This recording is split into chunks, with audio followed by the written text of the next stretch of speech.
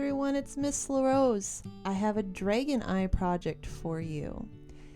To start with, I looked up dragon eyes on Google and I just wanted to show you some options that we have. These are different irises and pupils for dragons, and I'm just showing you them as an example. The iris with the color and the pupils in different shapes with the black.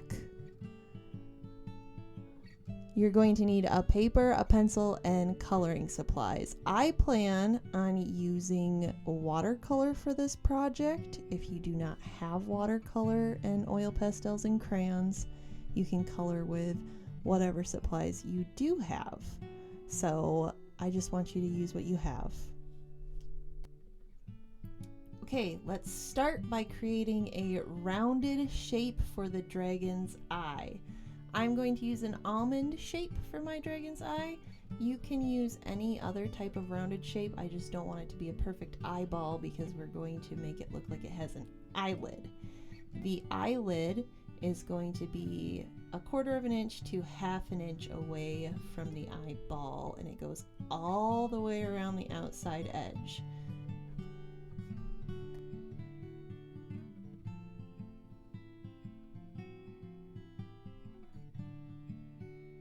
Next, we're going to draw some scales around the eyelid, and I leave a tiny little space between where the scales are and the edge of the line for the eyelid. These are also going to go all the way around the dragon eye, and they're all going to be about the same size and shape, but they can be a little bit different.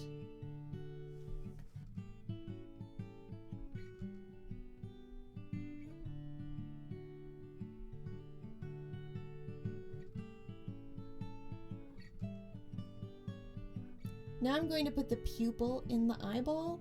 You can decide to change the shape of the pupil. I'm going to use kind of a cat eye reptilian look to it, but yours could be heart-shaped, star-shaped, square like a goat. It just depends on what you want the black part of the eye to look like.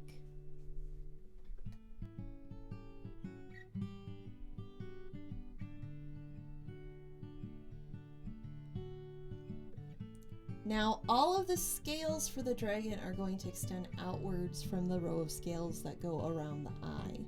So I want you to think about what size and shape they're going to be.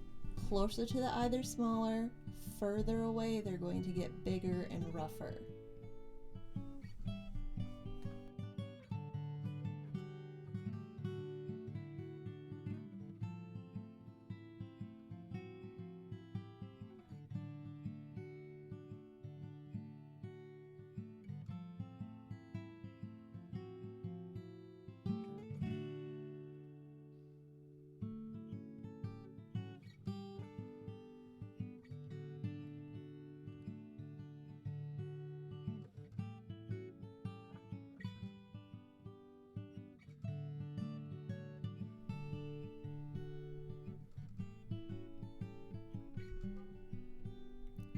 You might want to add some small bony areas or horns for your dragon, and if you want to put those in, you're going to draw them before you put the rest of your scales in and put small scales around the base of them.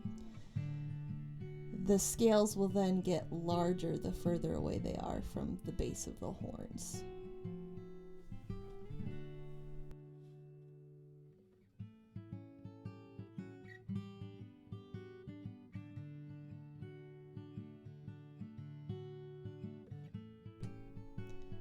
Once you have all the horns that you want in place, then you can just start filling the rest of the areas with scales.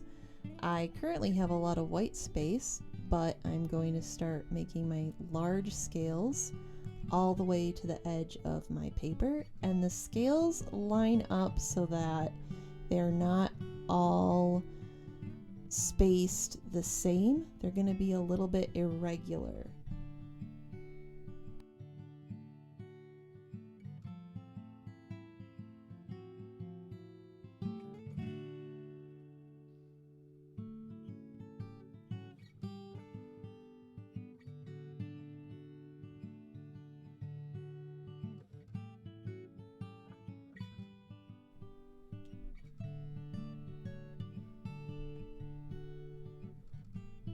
Now I'm going to start using some black to make certain areas stand out. You could use oil pastels in this step, or you could use a thinner Sharpie. I am going to use a thick Sharpie just because it will show up and be a lot bolder.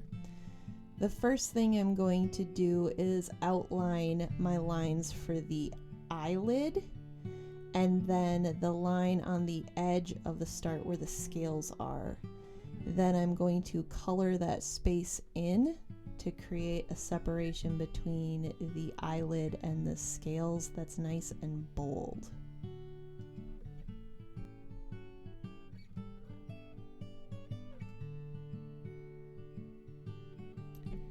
Now I'm going to trace everything in black. You could trace it in black, or you could use a dark color, or you could use any other color of your choice. If you like the way that mine looks, I would suggest using a dark color. But if you would like to experiment, you can use any other color that you personally like and just see how it turns out. If you really like this project, you could do a couple different versions of it, experimenting with lots of different colors.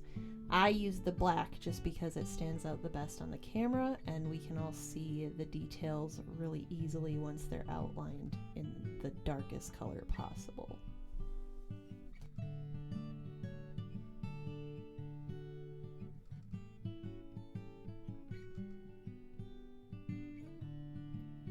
Now I'm going to be using a white crayon or a white oil pastel to block out some areas that I want to have white even if I'm putting paint on them. So the first thing I added was a highlight on the eye, and then I'm putting white inside my little horns over here so that they will also stay white even if they get watercolor on them. Another thing I'm doing is outlining the pupil of the eye with a black oil pastel, because I know with watercolor sometimes it gets a little messy, and this will create a barrier for when I put the black paint in the middle of the eye so it won't mess up the rest of the colors and run all over the place. This will just contain all of the black.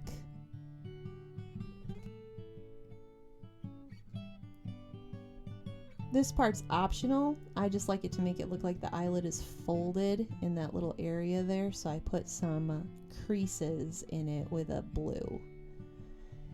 Now the fun part, we get to add paint. You can paint your dragon whatever color you want. I used green and blue and then mixed them together in some spaces to create some teal to kind of give my dragon a color shifting look to it. If you would like your scales to be lots of different colors, you could paint each scale individually in a rainbow of colors, or you could paint like me and just do whole areas at a time and layer your colors together. Just be careful not to use too much water in one spot because you might wear a hole in your painting.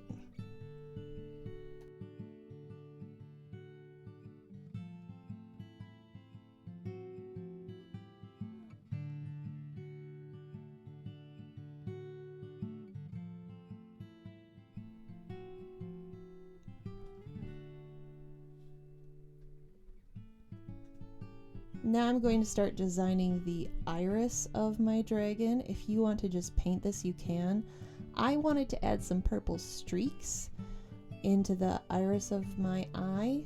If you want to add streaks or speckles in your dragon eye, I would suggest using crayon or oil pastel before you start painting, and those will stand out really well.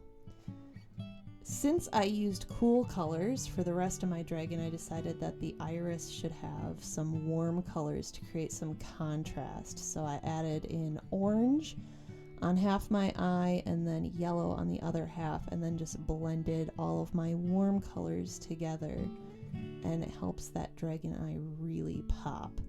You don't have to do the same color scheme as me. I do want you to make your own artistic decisions. I just thought that it would be cool for my own dragon to use all of the colors in a high contrast manner.